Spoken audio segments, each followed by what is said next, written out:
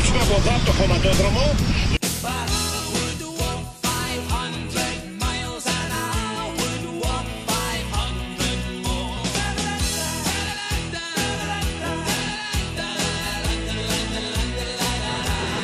Σταμάτα!